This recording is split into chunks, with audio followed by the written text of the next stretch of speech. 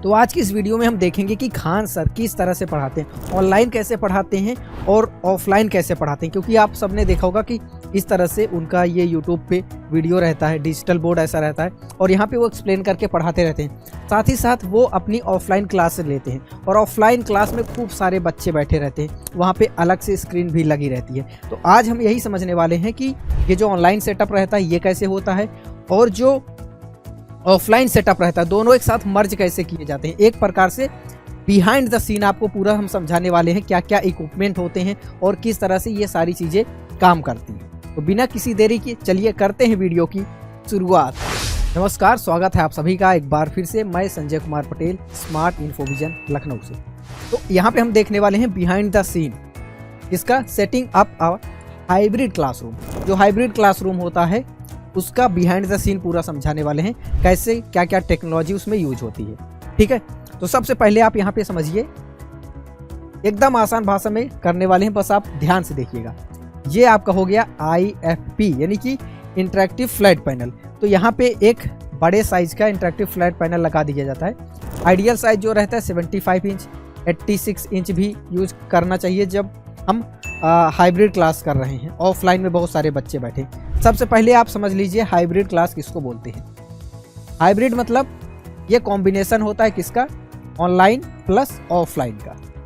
ठीक है, हम उसी सेम टाइम पे ऑनलाइन भी हमें बच्चे देख रहे होते हैं और ऑफलाइन में जो बच्चे बैठे हैं उन्हें भी हम पढ़ा रहे होते हैं, इसी को बोला जाता है हाइब्रिड। अब ये समझिए पहले कि ऑनलाइन जो सेटअप रहता है उसमें कौन कौन सी चीज़ें यूज रहती हैं। सबसे पहले तो आपका एक पैनल हो जाता है। ठीक है, यहाँ पे हम साइड में लिख देते हैं एक पैनल। जैसे यहाँ पे आप हमारे पीछे देख रहे हैं एक पैनल लगा है, सामने एक कैमरा लगा हुआ है। ठीक है, अब ये कैमरा अगर ऑफलाइन है तो ये कैमरा ऊपर सीलिंग से माउंट होके ऐसे लटका के उसको लगा दिया जाता है। वो हिलता नहीं, कभी कोई दिक्कत नहीं करता, प्रॉपर सेटअप रहता है। तो एक हमें कैमरे की ज़रूरत पड़ती है, पैनल हो गया, दूसरा कैमरा, जिससे हम भी रिकॉर्ड होते रहें। ठीक है, और हमारा जो पैनल है, पैनल पे जो कंटेंट है वो भी दिखता रहे। कई बार टीचर यहाँ पे बोलते हैं कि पैनल में कैमरा है कि नहीं, यहाँ पे कैमरा होने क्या मतलब, ये तो कॉन्फ्रेंस वगैरह के लिए चाहिए। ऑनलाइन टीचर्स के लिए या ऑफलाइन टीचर्स के लिए यहाँ पे पैनल में कैमरा होना जरूरी नहीं, सामने कैमरा होना चाहिए। तीसरा इंपॉर्टेंट चीज़ एकदम आसान समझिए, आपके पास एक माइक होना चाहिए। जैसे आप देख रहे हैं हम ये एक माइक यूज़ कर रहे हैं, तो एक माइक होना चाहिए जिससे ऑनलाइन में जो बच्चे कनेक्टेड हैं उनको प्रॉपर सुनाई दे। ठीक है, और ऑफलाइन में भी अगर खूब सारे बच्चे हैं तो यही माइक कनेक्टेड रहता है, ऑफलाइन में जो स्पीकर रहते हैं उनसे कनेक्ट हो जाता है।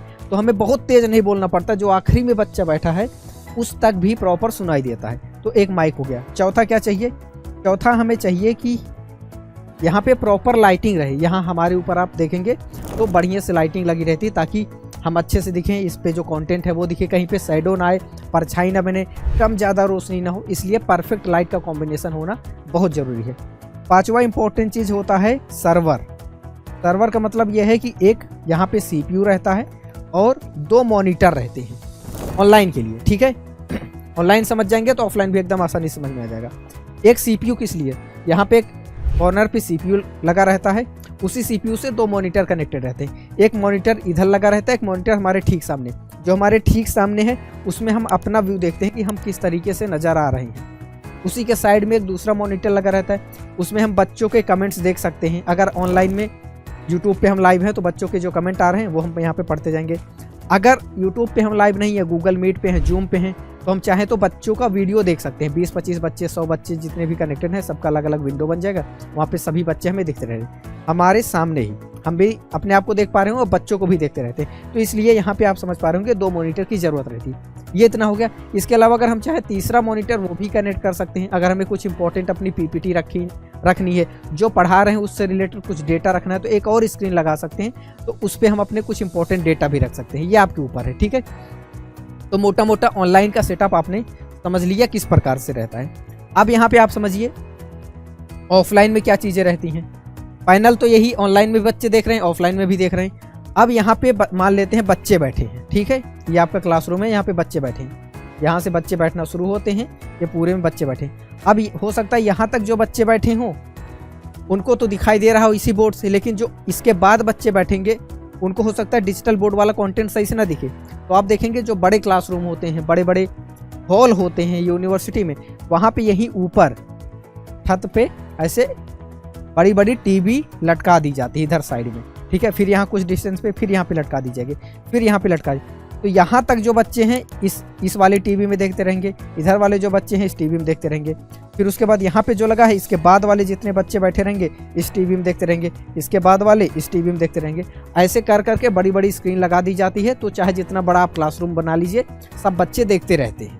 तो ये स्क्रीन का काम हो गया। अब इसमें क्या चीज़ चाहिए होता है, यहीं पे साथ में स्पीकर भी लगाए जाते हैं, ठीक है। बड़े बड़े स्पीकर अपनी ज़रूरत के अनुसार, कितने बच्चे हैं, किस प्रकार से स्पीकर चाहते हैं, उसके अनुसार से स्पीकर लग जाते हैं। यानी कि एक्स्ट्रा क्या लगाना पड़ा, मॉनिटर लगाने पड़े और स्पीकर लगाना पड़ा। स्पीकर इसलिए क्योंकि लास्ट तक या तो फिर हम खूब चिल्ला के बोले, उतना पॉसिबल है नहीं, ठीक है। तो स्पीकर लगा देते हैं। हम जितना नॉर्मल ऐसे बोल रहे हैं, पास वाले भी बच्चे सुन रहे हैं, जो दूर हैं वो स्पीकर में सुनते रहेंगे।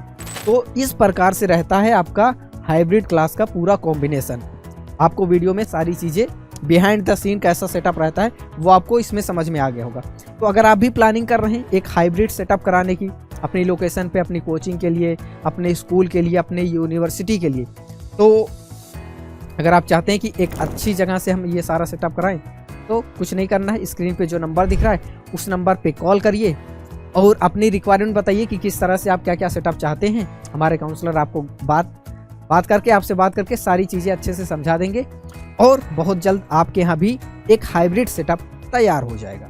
इस सेटअप से रिलेटेड या डिजिटल बोर्ड स्टूडियो सेटअप से रिलेटेड, हाइब्रिड क्लास सेटअप से रिलेटेड या किसी और चीज़ से रिलेटेड आपका कोई सवाल है तो नीचे कमेंट में आप अपना सवाल पूछ सकते हैं।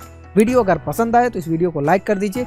इसी तरह के और वीडियोस देखते रहने के लिए इस चैनल को सब्सक्राइब करना मत भूलिएगा। बाकी आपसे फिर मुलाकात होगी अगले वीडियो में, तब तक के लिए नमस्कार।